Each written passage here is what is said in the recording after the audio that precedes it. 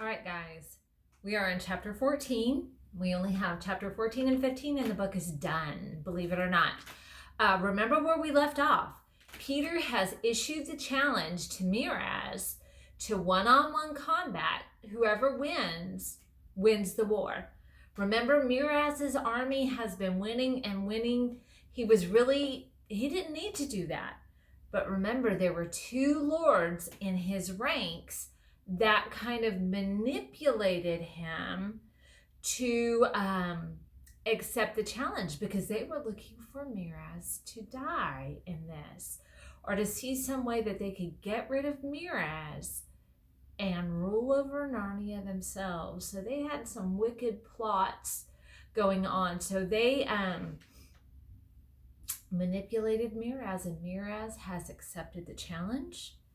And so we are going to begin in chapter 14, how all were very busy with the challenge getting ready to begin. So here we go. A little before 2 o'clock, Caspian and the Badger sat with the rest of the creatures at the wood's edge, looking across at the gleaming line of Miraz's army, which was about 2 arrow shots away. In between, a square space of level grass had been staked for the combat. At the 2 far corners stood Glosliel and Slospian with drawn swords. Remember, those were the ones who manipulated Miraz. At the near corners were the giant Wimbleweather and the Bulgy Bear, who, in spite of all of their warnings, was sucking his paws and looking, to tell the truth, uncommonly silly. To make up for this, Glindstorm, on the right of the lists, stock still except when he stamped a hind hoof occasionally in the turf, looked much more imposing than the Telemarine Baron who faced him on the left. Peter had just shaken hands with Edmund and the doctor and was now walking down to the combat. It was like the moment before the pistol goes off at an important race, but very much worse. I wish Aslan would have shown up and came before this, said Trumpkin. So do I, said Truffle Hunter. But look behind you. Crows and crockery, muttered the dwarf as soon as he had done so. What are they? Huge people, beautiful people, like gods and goddesses and giants, hundreds and thousands of them closing in behind us. What are they? It's the Dryads and the Hamadryads and the Sylvians, said Truffle Hunter. Aslan has awakened them. Oh, said the dwarf. That'll be very useful if the enemy tries any treachery, but it won't help the High King very much if Miraz proves to be handier with his sword.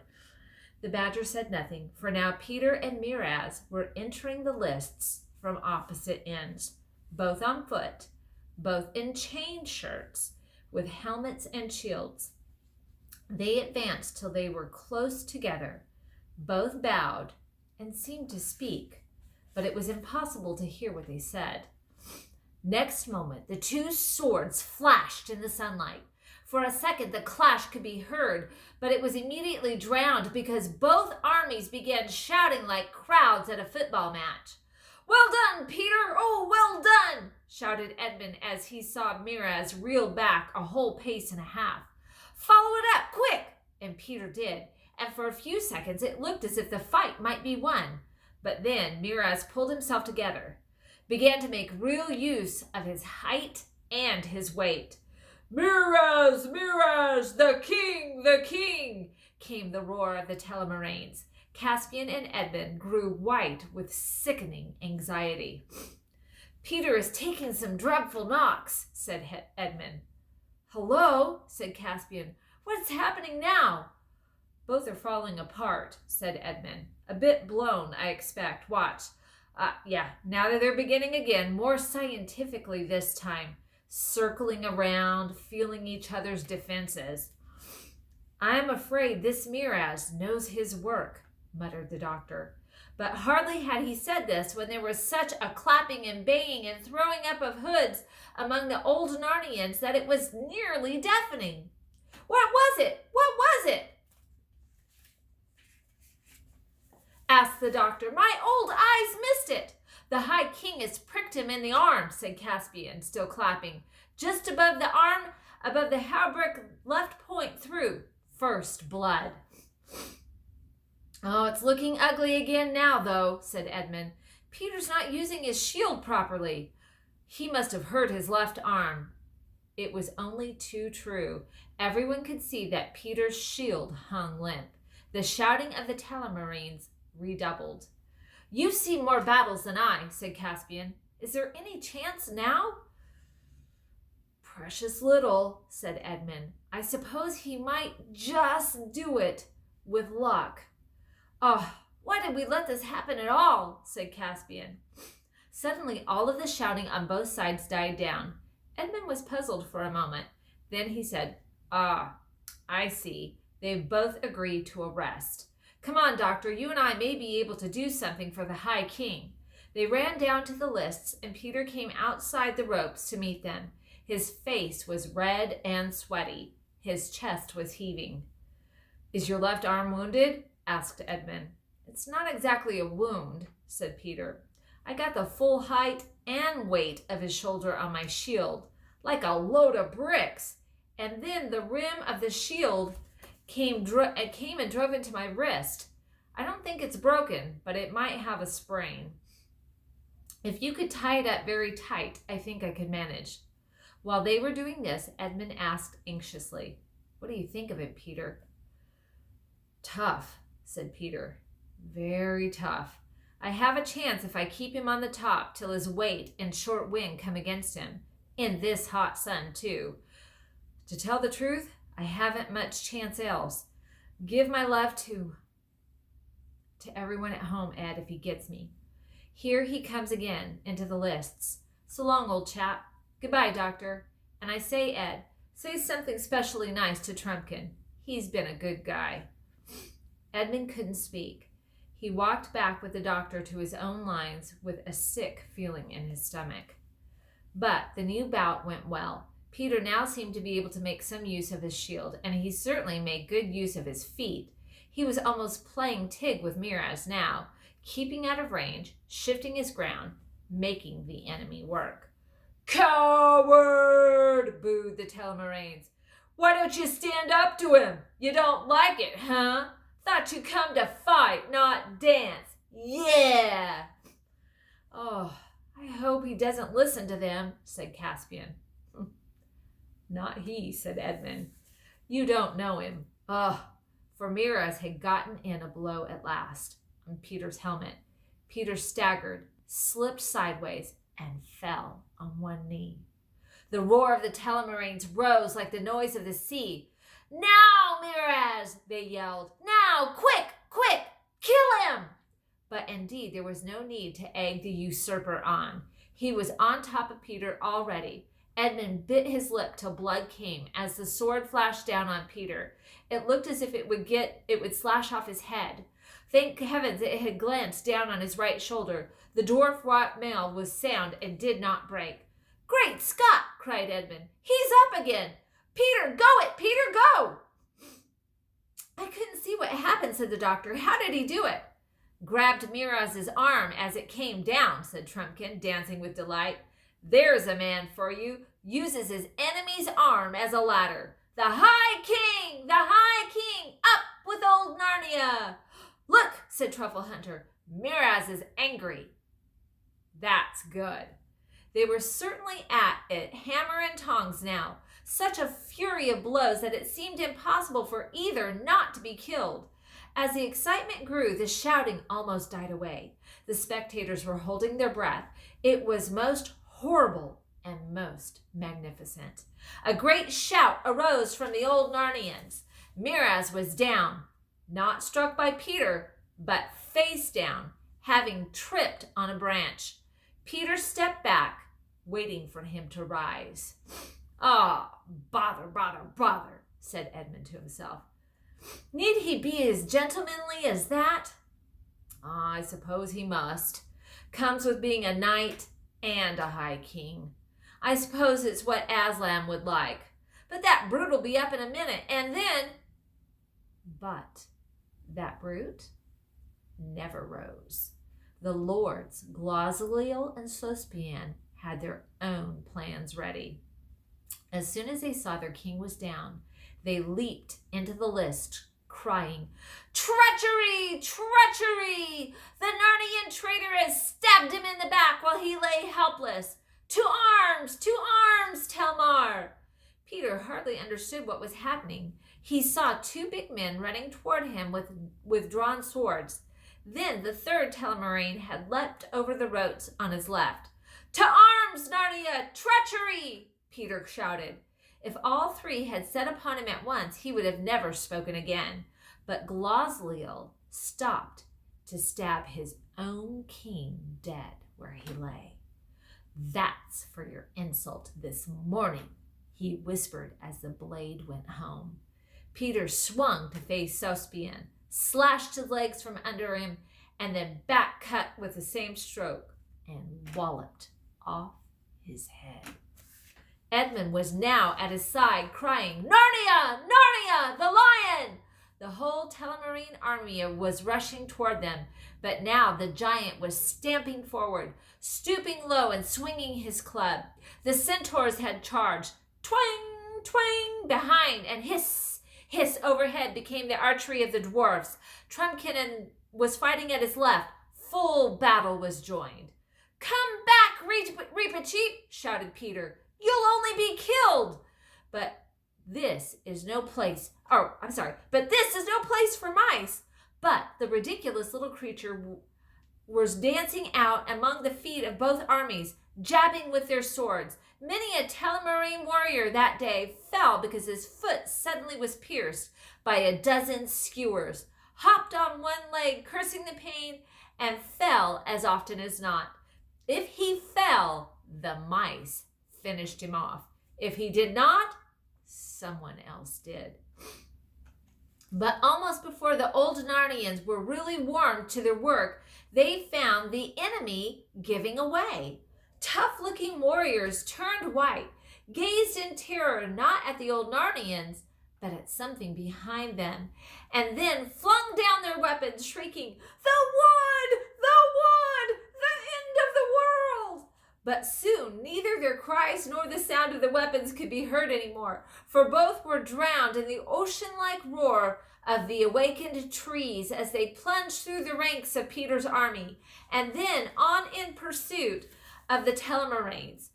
Have you ever stood at the edge of a great wood on a high ridge when a wild southwester broke over a full fury in an autumn evening? Imagine that sound. And then imagine that the wood, instead of being fixed to one place, was rushing at you and was no longer trees but huge people, yet still like trees, because their long arms waved like branches and their heads tossed like leaves fell around them in the showers. It was like that for the Telmarines. It was a little alarming even for the Narnians. In a few minutes, all of Miraz's followers were running down to the great river in the hope of crossing the bridge to the town of Baruna, and there defending themselves behind the ramparts and the closed gates.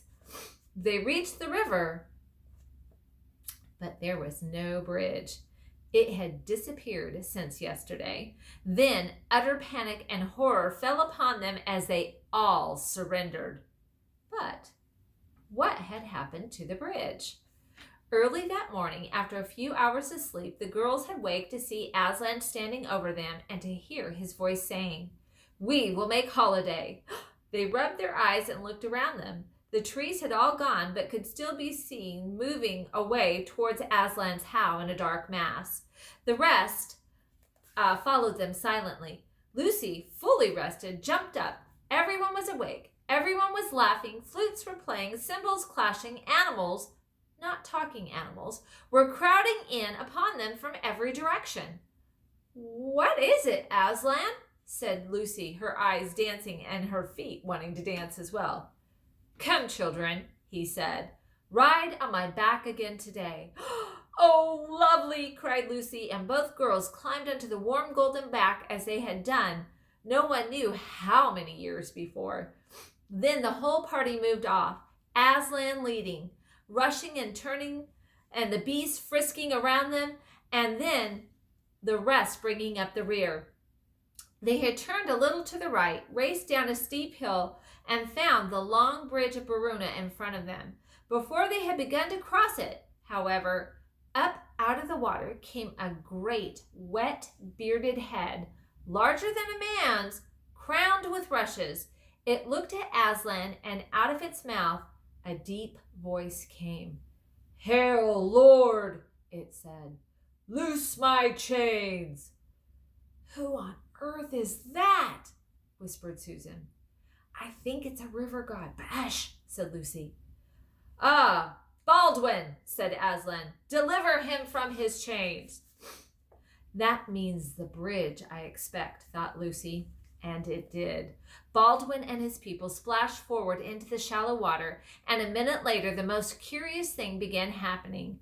Great strong trunks of ivy came curling up all the piers of the bridge, growing as quickly as fire grows, wrapping the stones around, splintering and breaking and separating them. The walls of the bridge turned into hedges with hawthorn for a moment and then disappeared as a whole thing with the rush and the rumble of the collapse into the swirling water. With much splashing, screaming, and laughter, the revelers waded and swam or danced across the ford. "Hurrah! The ford at Baruna now again!" cried the girls. And then up at the bank at the far side and into the town. Everyone in the streets fled before their faces. The first house they came to was a school, a girls' school, where a lot of Narnian girls, with their hair done very tight and ugly tight collars around their necks and thick tickly stockings on their legs, were having a history lesson. The sort of history that was taught in Narnia under Miraz's rule was duller than the truest history you have ever read, and less true than the most exciting adventure story. "If you don't attend, Gwendolen," said the mistress, "and stop looking out that window, I shall have to give you an order mark." "But please, Miss Prizzle," began Gwendolen. "Did you hear what I said, Gwendolen?" asked Miss Prizzle. "But please, Miss Prizzle," said Gwendolen, "there's a lion." "Take 2 order marks for talking nonsense," said Miss Prizzle. "And now—" A roar interrupted her. Ivy came curling in the window sills of the classroom. The walls became a mass of shimmering green, and leafy branches overarched the ceiling as it had been. Miss Prizzle found that she was standing on grass of a forest glade. She clutched at her desk to steady herself and found that the desk was now a rose bush. Wild people such as she had never ever imagined were crowding around her. Then she saw the lion, and we know that's Aslan. She screamed and fled, and with her fled the class, who were most dumpy, prim little girls with fat legs. Gwendolen hesitated. "You will stay with us," said Aslan. "Oh, may I? Thank you," said Gwendolen. Instantly she joined hands with the 2 Mayans, who whirled her around in a merry dance and helped her take off some of the unnecessary and uncomfortable clothing that she was wearing. Wherever they went in the little town of Baruna, it was the same. Most of the people fled, a few joined them. When they left the town, they were a larger and happier company. They swept across on the level fields on the north bank, or the left bank over the river. At every farm, animals came out to join them. Sad old donkeys who had never known joy, suddenly young again. Chained dogs broke their chains. Horses kicked their carts to pieces and came trotting alongside of them, clop, clop, clop, clop, kicking up the mud and whinnying. At the well in a yard, they met a man who was beating a boy. The stick burst into a flower in the man's hand. He tried to drop it, but it stuck to his hand. His arm became a branch, his body the trunk of a tree. His feet took root. The boy, who had been crying a moment before, burst out laughing and joined them. At a little town halfway to Beaver's Dam, Where the two rivers met, they came to another school where a tired-looking girl was teaching arithmetic to a number of boys who looked very much like pigs. She looked out the window and saw the divine revelers up the street, and a stab of joy went through her heart. Aslan stopped right under the window and looked up at her. "Oh, don't," she said. "I'd love to, but I mustn't. I must stick to my work, and the children would be frightened if they saw you." "Frightened?" said the most pig-like of the boys. "Who's she talking to out the window?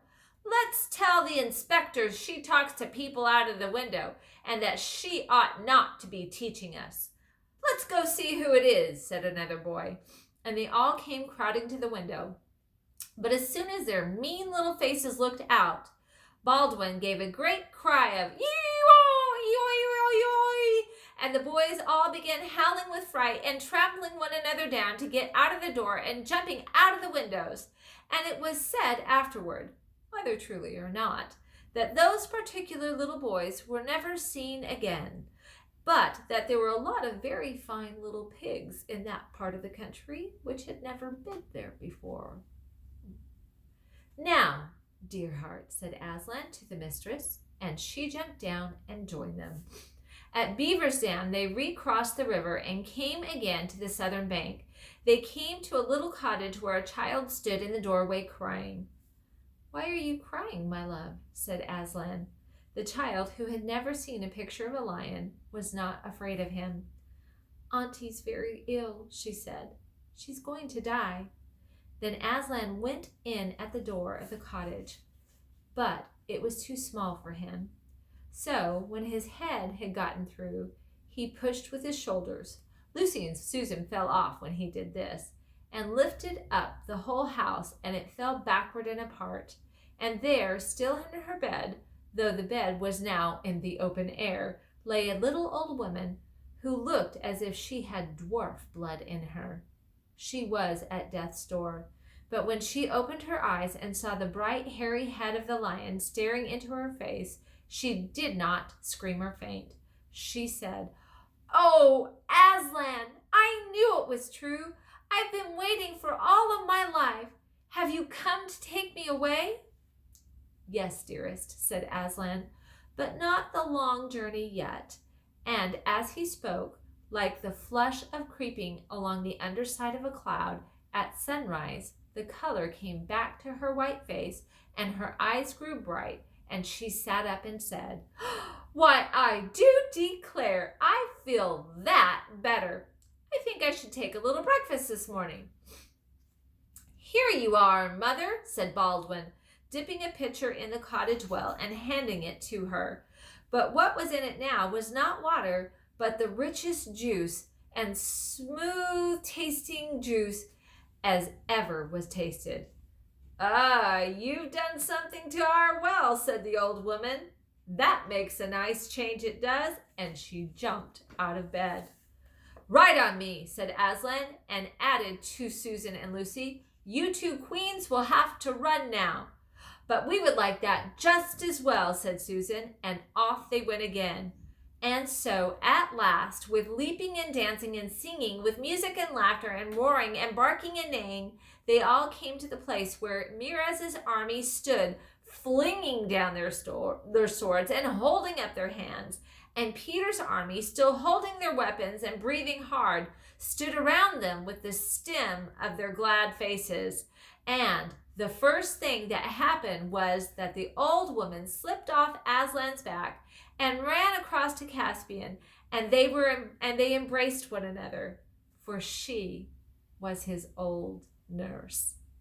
So this is where I leave you. The story's not done yet. Peter has won. Old Narnian army has won. Miraz is dead, and Miraz's army is surrendering. But what is going to happen to all of those Telmaranes who don't belong in Narnia? You're going to have to come back for the last chapter to find out. I'll see you guys later.